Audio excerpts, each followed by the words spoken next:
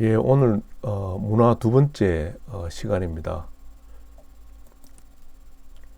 오늘은 에린 메이어 교수, 프랑스 인시아드 경영대학원 교수입니다. 이분이 2014년도에 저술한 컬처맵 이라는 그 당시 공전의 히트를 쳤던 책이죠. 내용을 좀 소개를 하겠습니다. 이분은 최근에는 이 넷플릭스 창업자와 같이 규칙 없음이라는 또 유명한 책을 같이 쓴 매우 유명한 분입니다. 우선 이 에린 메이어 교수는 이 고맥락 문화와 저맥락 문화의 차이에 대해서 어떤 커뮤니케이션 상의 의미를 지니고 있는지 아주 잘 묘사를 하고 있습니다. 우선 이 저맥락 의사소통은 이 직접적인 어떤 의사소통이라고 볼 수가 있는데 메시지가 정확하고 단순하고 분명합니다. 액면 그대로 드러나고 의사소통을 명확하게 해준다는 차원에서 반복이 매우 중요합니다. 반면에 고맥락 문화권, 이게 간접적인 의사소통 문화인데 메시지는 주로 이제 행간을 통해서 표현되고 받아들여집니다. 그래서 가급적이면 이 함축적인 형태로 의사 전달이 되고 받아들여지고 이렇게 됩니다. 국가별로 이렇게 보면은 미국, 네덜란드, 독일 등이 이제 저맥락 문화권이고, 그리고 이제 아시아권, 한국, 일본, 중국, 인도네시아 등이 이제 고맥락 문화권입니다. 그래서 이 저맥락 문화권 파트너와의 협상에서 커뮤니케이션 전략을 소개한 바 있습니다. 그때 이제 강조를 한 게 고맥락 문화권 사람과 저맥락 문화권 사람의 커뮤니케이션은 기본적으로 저맥락 문화권 방식으로 가야 된다. 즉 다시 얘기해서 가능한 한 이 투명하고 분명하고 구체적으로 이야기를 해야 된다는 거죠. 예를 들어서 이렇습니다. 한국 이 직원과 미국 직원이 같이 근무를 하고 있습니다. 사무실에서. 근데 한국 직원이 묻습니다. 이 날씨가 춥죠? 이렇게 묻습니다. 그러면은 사실상 그 한국 직원이 이 원하고자 하는 대답은 뭐냐면은 질문의 그 정확한 의도는 뭐였냐면은 창문을 닫고 싶다 했습니다. 그런데 그걸 이제 함축적으로 날씨가 춥죠 이렇게 이제 미국 직원에게 물어본 거죠. 그럼 미국 직원은 당연히 창문하고는 그게 연결이 되지 않습니다. 그 날씨가 뭐 춥다 아니면 괜찮다 이렇게 대답을 하는 거죠. 이렇게 해서 서로가 이 커뮤니케이션 오류가 생기는 겁니다. 따라서 이렇게 최대한 투명하고 분명하고 구체적으로 이야기를 해줘야 된다. 그리고 대화 마무리될 때 중요한 사항을 다시 한번 요약해야 된다. 그 다음 후속으로 가능하다면 이메일 내용을 정리를 해서 앞으로 해야 할 과제를 요약하고 공유한다. 이걸 강조한 바 있습니다. 근데 여기서 이제 에린 메이어 교수가 강조하는 건 뭐냐면은 각 국가별로 이 절대적 위치가 중요한 게 아니라 상대적 위치를 봐야 된다는 거죠. 예를 들어서 미국 이 사람하고 영국 사람이 훨씬 더 미국 사람에 비해서 고맥락에 위치해 있다는 거죠. 그래서 저도 뭐 이 영국에서 근무를 하면서 경험했습니다만 초기에 영국 발음을 영국 사람이 이야기하는 걸 상당히 이해하기 어렵습니다.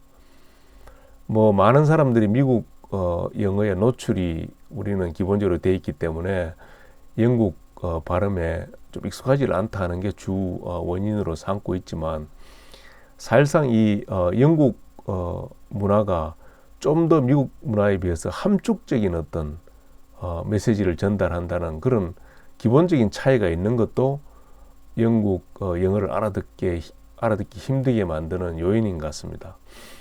에린 메이어도 그런 지적을 합니다. 영국 사람이 하는 그 조크와 미국 사람이 하는 조크의 차이에 대해서 얘기를 하는데 미국에서는 보다 이제 정확하고 분명하고 이렇게 조크를 하더라도 이제 표현을 하는 거죠.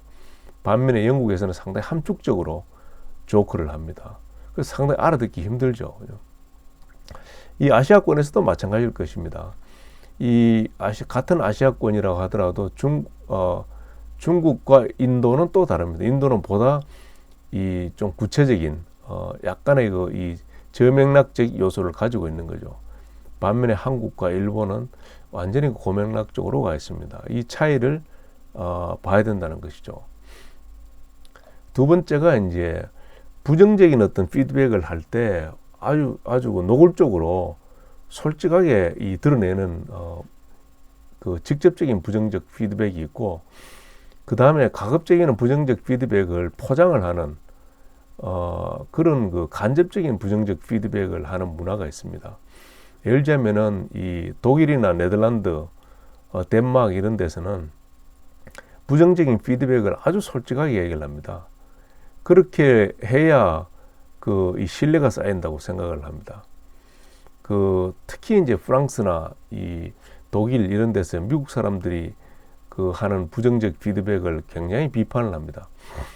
예를 들어서 미국 사람이 어떤 안건에 대해서 부정적인 피드백을 할 때 상당히 포장을 해서 이야기를 합니다. 그러니까 좋은 점을 이야기를 하고, 그 중에서 이제 나쁜 점을, 자기가 이제 동의를 못하는 점을 이제 에둘러서 표현을 하는 그런 방식을 택하고 있습니다. 이런 점에 대해서 프랑스 사람은 상당히 미국 사람을 신뢰할 수 없다, 이렇게 얘기를 하는 거죠. 별로 그렇게 성과가 좋지 못한데도 not bad이라고 표현을 한다든지, 분명히 그것은 bad performance인데도 솔직하게 이야기를 못한다는 데에 대해서 프랑스나 독일 사람들은 상당히 비판적입니다. 이 미국 사람에 비해서 영국 사람은 좀 더 에둘러서 표현을 합니다. 이게 가지고 있는 의미가 뭐냐면은, 영국 사람이 예를 들어서 약간 실망했다, 이런 표현을 하면은 그건 아주 실망을 한 겁니다. 그건 절대적으로 받아들일 수 없다는 표현이기도 합니다. 그런데 그게 이제 똑같이 이제 프랑스 사람이 봤을 때는 상당히 의아하게 생각하는 거죠. 분명히 저건 소위 말해서 업셋할 그런 정도의 나쁜 성과인데, 영국 보수는 거기에 대해서 그렇게 직접적으로 표현을 하지 않는다는 것이죠. 그다음에 아시아권에서는 기본적으로 간접적인 부정적 피드백을 합니다. 부정적 피드백을 하면은 이 관계에 영향을 준다는 것을 우려하기 때문에 그렇습니다. 한국과 일본에서의 차이도 분명히 있습니다. 같이 간접적인 부정적 피드백이지만 일본에서는 거의 그렇게 대놓고 이야기를 못하는 거죠. 한국에서는 어느 정도 표시를 하는 편이죠.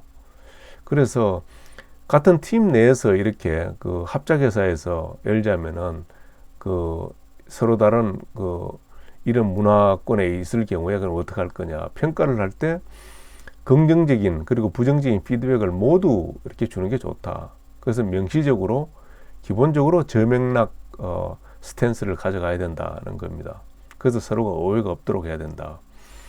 그 다음에 긍정적인 피드백과 부정적 피드백의 균형을 가급적 유지하는 게 좋다. 너무 한쪽으로 치우치면 안 된다는 거죠. 그 다음에 이제 자신이 소통하는 방식이 기본적으로 문화적 차이가 있다는 것을 설명해 주면 더욱 좋습니다. 예를 들면 우리 한국에서는 비록 상대방한테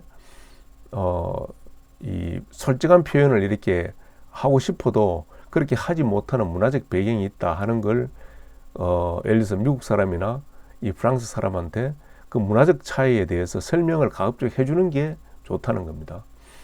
그 다음에 그리고 이제 본인이 만약에 예를 들어서 그 팀을 이끌고 있는 보스다, 그리고 밑에 부하 직원이 타국 사람이다 라고 했을 때는 기본적인 자신의 피드백 방식에 대해서 사전적으로 설명하는 것이 굉장히 효과적이라는 겁니다. 그런데 여기서 이제 아까 이야기한 저맥락, 고맥락, 그리고 이제 조금 전에 설명한 직접적인 부정적 피드백과 간접적인 피드백, 이걸 한번 섞어서 국가별로 차이를 한번 설명을 해보자면은, 미국이나 그 이제 뭐 캐나다 뭐 이런 데는 상당히 저명락 문화권입니다. 저명락 문화권에서는 사실 이 아주 구체적이고 명시적으로 이제 의사 표현을 해줘야 됩니다. 하지만 이 미국이나 영국에서는 직접적인 부정적 피드백을 하지 않습니다. 그 다음에는 마찬가지로 이 고맥락 그 다음에 암묵적에서는 가급적이면은 그 함축적인 어떤 의사 표시를 합니다. 그럼에도 불구하고 이 고맥락 문화권에 속해 있는 이스라엘, 러시아, 그 다음에 프랑스 등은 상당히 직접적인 부정적 피드백을 하고 있습니다. 그래서 이런 차이를 한번 연구를 함으로써 보다 다양한 문화권에 있는 사람들로 구성된 팀에서 효과적인 이 커뮤니케이션을 할 수가 있다. 이렇게 에린 메이어는 주장을 하고 있습니다. 그 다음에 이제 적용 우선이냐, 이제 원칙 우선이냐입니다. 이게 뭐냐면은 적용 우선은 뭐냐면은 사실이나 주장, 의견을 먼저 제시를 하고 나중에 이제 입증을 하는 이런 겁니다. 좀 이해하기 힘든데 예를 들자면은 이 케이스 미국 이 교육 방식은 케이스 우선입니다. 그래서 무슨 어떤 이론이나 주장이 실무에서 이게 통하는지 안 통하는지를 케이스를 통해서 먼저 알고 싶어 합니다. 반면에 이 원칙 우선 같은 경우에는 특히 이제 유럽 쪽 문화죠. 이런 경우에는 바로 결론에 들어가면 안 됩니다. 왜 그런 이 결론에 도달했는지 그 데이터나 그리고 그 관련된 그 이론 등에 대해서 먼저 소개를 해야 됩니다. 그래서 원칙에 대한 이 설득을 먼저 하고 그 다음에 결론으로 가야 되는 것입니다. 그래서 보면은 이 적용 우선, 그러니까 이 결론에 먼저 이렇게 도달하는 이제 쉽게 해서 이제 뭐 학교에서 이제 공식을 먼저 대입을 해가지고 문제를 풀어보고 나중에 그 개념에 대해서 이해를 하는 그런 방식의 문화권에 있는 게 이 적용 우선 이 문화권입니다. 그래서 이제 미국, 캐나다, 호주, 영국 등이 이제 여기에 해당이 되고 유럽은 이제 그 원리부터 먼저 깨우치는 거죠. 그래서 이탈리아, 프랑스, 스페인, 러시아, 독일 뭐 이런 쪽입니다. 그리고 라틴 아메리카는 그 중간에 들어가 있습니다. 그래서 이런 경우에 이 프레젠테이션 할 때 런던이나 뉴욕에서 온 사람들 대상으로 할 때는 바로 결론부터 이야기를 해줘야 됩니다. 내가 이야기하고자 하는 바는 이거다. 왜 그러냐 하는 건 뒤쪽에 가야 되는 겁니다. 그 다음에 이제 그 유럽에서 온 사람들을 대상으로 할 때는 먼저 변수들을 정의를 하고 제반 조건을 설명하는데 많은 시간을 할애하는 것이 좋다. 충분한 그 데이터, 그 다음에 로직 등에 대한 설명을 하고 결론으로 가는 게 좋다 하는 겁니다. 그래서 문화적 다양성이 있는 팀에서는 여러분들이 보스라고 하면은 나는 이 어떤 방식을 택한다 하는 것을 미리 설명을 하고 공감대를 형성하는 게 중요하다. 이렇게 이제 에린 메이어 교수는 강조를 합니다. 그 다음에 이제 수평적 조직 관리와 이제 수직적 조직 관리입니다. 에린 메이어 교수는 이제 수평적 조직 관리라고 하는 것은 낮은 권력 거리를 가지는 문화를 의미를 합니다. 이 권력 거리라는 것은 이 협상 때 한번 잠깐 소개를 했습니다만 이 권력이 낮은 사람이 느끼는 불편함 정도, 그러니까 권력이 낮은 사람이 권력을 수용하는 정도를 의미를 하는 겁니다. 그러니까 이 수평적 이 조직 관리 문화에서는 상사와 직원 사이에 이상적 거리가 낮습니다. 그래서 여기서 이제 최고의 상사라는 것은 구성원들 사이에서 어떤 퍼실리테이터, 촉진제 역할을 하는 사람을 의미를 합니다. 그런데 수직적 문화에서 어떤 조직 관리라는 것은 이 양자 간의 이 거리가 높은 거죠. 그래서 최고의 상사라는 것은 조직원들을 끌고 가는 강력한 지도자를 의미를 하는 겁니다. 그래서 수직적 이 조직 관리에서는 상사가 상사다운 모습을 보여줘야 됩니다. 그러니까 방도 따로 쓰고, 그 다음에 차도 상사다운 어떤 힘을 보여주는 어떤 그 형태를 보여줘야 되는 것이죠. 근데 반면에 그 수평적 이 조직에서는 그런 게 상당히 이 보스로서 좀 어울리지 않습니다. 그래서 덴마크나 네덜란드, 스웨덴 이런 데서는 누가 보스인지 모를 정도로 이 보스의 그 책상도 뭐 일반 직원이나 비슷하고, 위치도 그다지 그 한국이나 이 아시아권에서 볼 수 있는 그런 CEO의 모습이 아닙니다. 그래서 이 수평적 사회 사람들과 함께 일할 때는 그 업무와 관련되어 있는 그 목표 인물에 직접적으로 접촉을 해줘야 됩니다. 반면에 수익적 사회에 있는 사람들 하고 일할 때는 이 직급이 매우 중요합니다. 자신과 이제 동일한 직급 사람들을 하고 소통을 해야 되는 것입니다.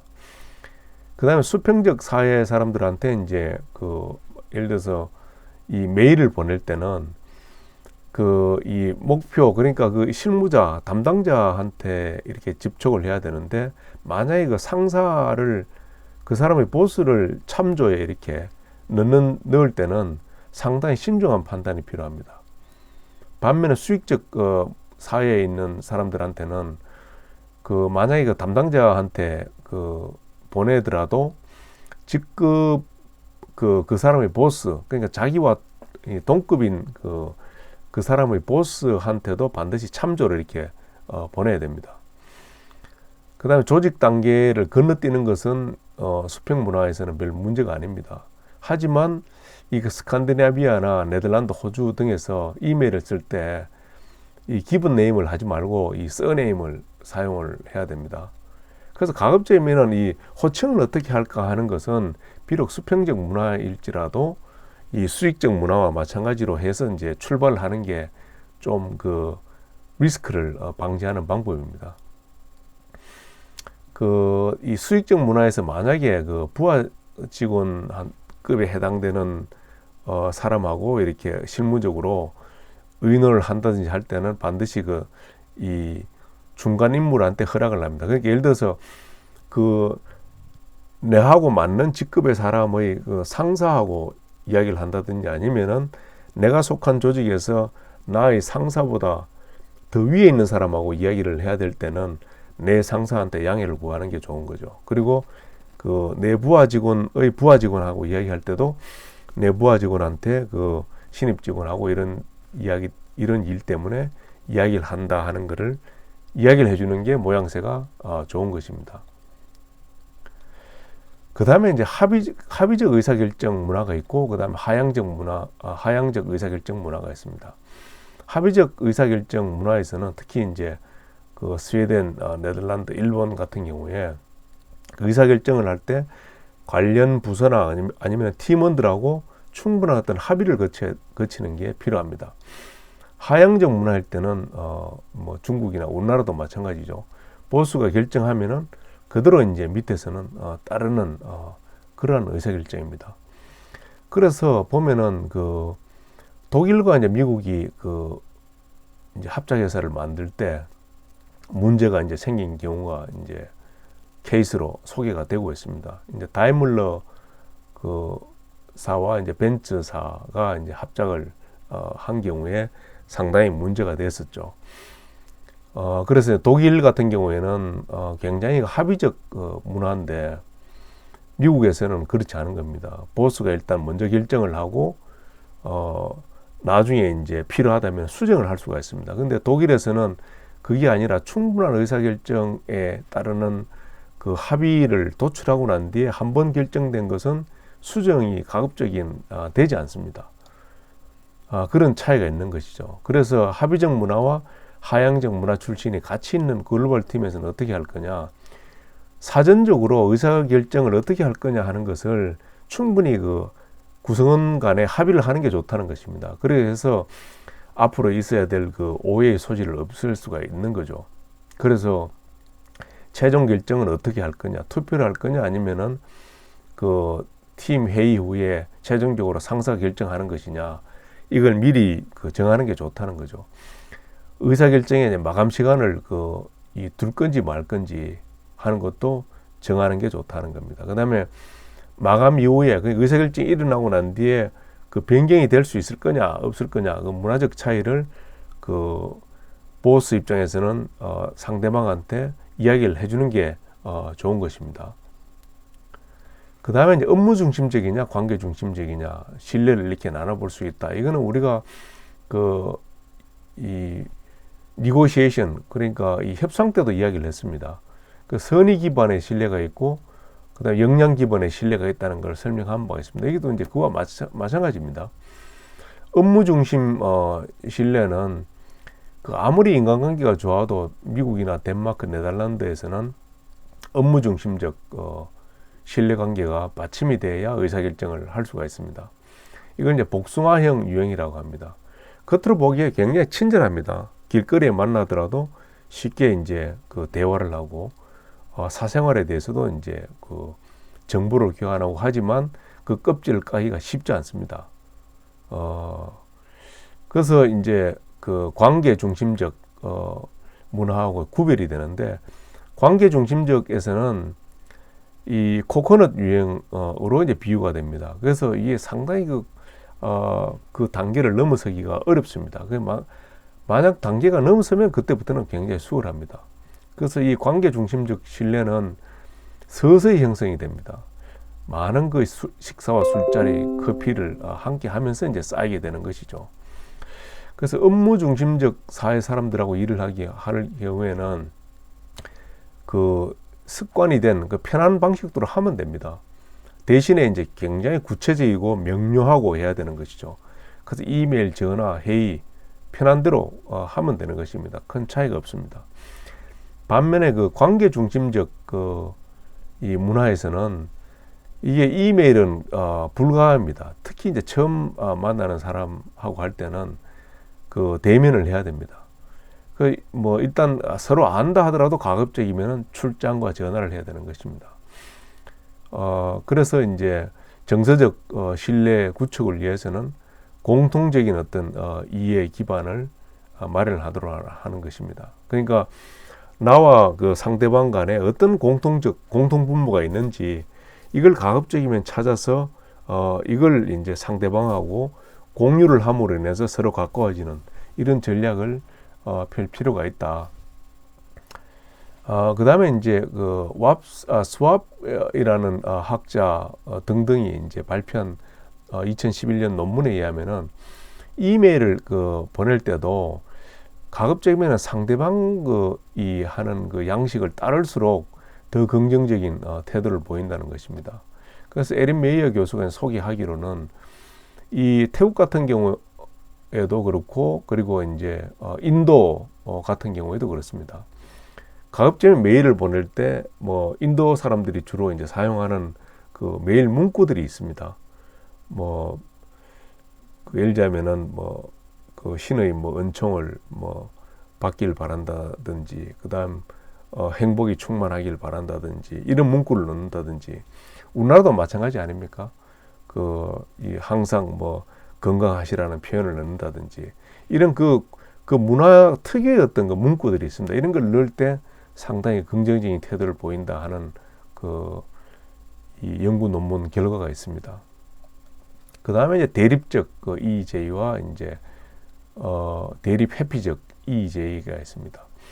상당히 반박을 할 때도 이 대립적으로 하느냐 아니면은 가급적이면 대립 회피적으로 의사 표시를 하느냐의 분명한 차이가 있습니다. 이스라엘, 독일, 프랑스, 러시아, 네덜란드 이런 데서는 상당히 노골적으로 이 본인의 반대 의사 표시를 합니다. 반면에 아시아권에서는 대립 회피적이죠.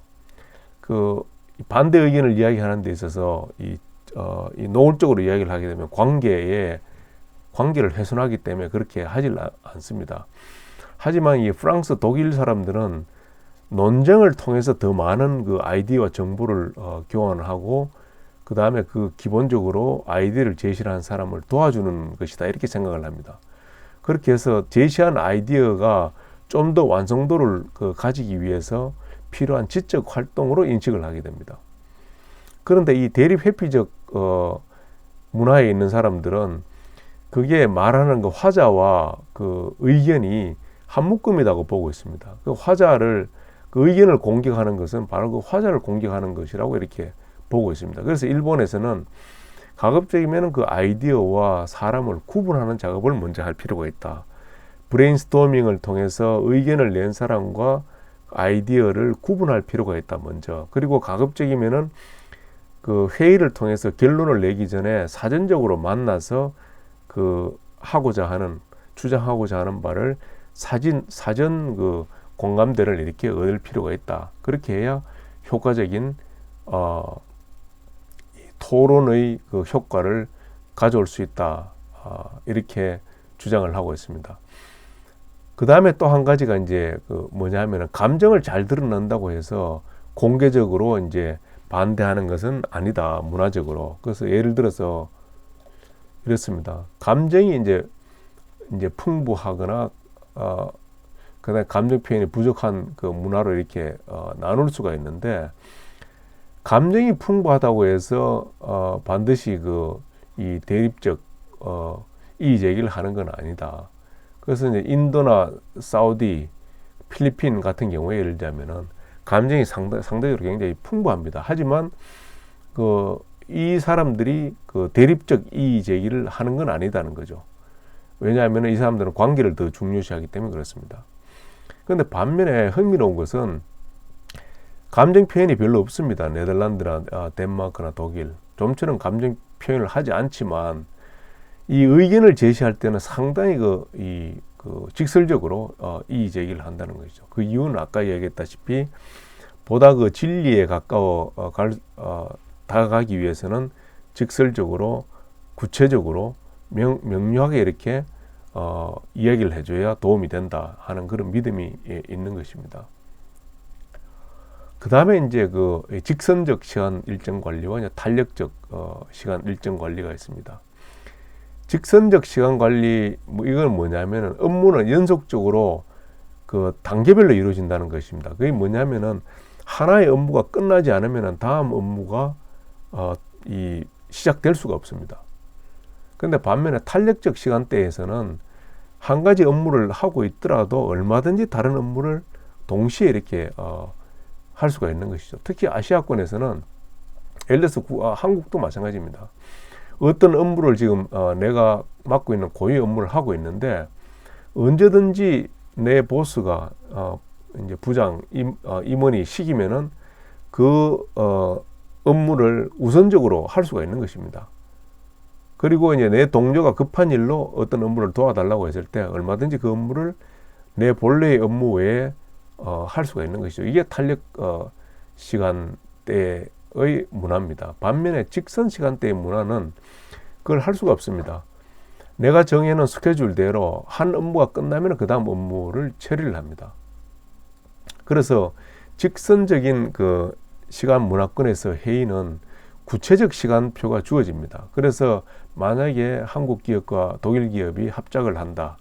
그랬을 때는 이런 부분에 상당히 신경을 써야 됩니다. 그런데 안건이 목록으로 제시가 되고 각 사안별로 구체적 시간이 할당이 되고 정해진 시간 내에 종료가 딱 됩니다. 그래서 그 회의를 할 때 회의실을 등락날락거리면 안 되는 것입니다. 그리고 이 회의 시간에 전화 받는 것도 안 됩니다. 그 시간대를 반드시 지켜줘야 되는 것이죠. 그런데 이제 관계 구축을 중요시 여기는 문화에서는 대체적으로 탄력적 시간으로 치우쳐져 있습니다. 같은 유럽이라고 하더라도 스페인이나 프랑스는 이 탄력적 시간대입니다. 직선적 시간대가 아닙니다. 그리고 라틴 아메리카는 주로 이제 이 탄력적 시간대라고 보면 되겠습니다. 그래서 결론이 뭐냐면은 이 문화 지도를 활용을 하자. 그래서 만약에 파트너사와 우리 회사 간에 어떤 불협화음이 있다 그러면은 이 문화적으로 문제점을 이 문화 지도를 통해서 이렇게 이 분석을 해봄으로써 사전적으로 사후적으로 이 정리를 할 수가 있다는 거죠. 우리는 저맥락과 고맥락을 배웠고, 그 다음에 직접적인 부정적 피드백과 간접적 피드백을 배웠습니다. 그러니까 원칙 우선과 적용 우선, 수평적 조직 관리와 수직적 조직 관리, 합의적 의사결정과 하향적 의사결정, 업무 중심적, 관계 중심적, 그리고 대립적, 대립 회피적 이의 제기에 대해서도 이야기를 했고, 직선적 시간과 탄력적 시간의 차이에 대해서도 설명을 했습니다. 그래서 이 프랑스, 독일, 중국, 일본 이렇게 각기 이렇게 다 다릅니다. 그러면은 우리 문화도 중국, 일본 그 양측의 어떤 한 쪽으로 우리가 이제 기울겠죠. 에린 메이어 책에서는 우리나라는 이제 언급이 안 되고 있습니다. 하지만 이 독일과 프랑스의 문화와의 각 차원별로 차이점을 봄으로 인해서 어느 쪽에서 이 갈등의 이 소지가 있겠다 하는 것을 알 수가 있는 것이죠. 자, 조금 길었습니다만 여기까지 정리하도록 하겠습니다. 감사합니다.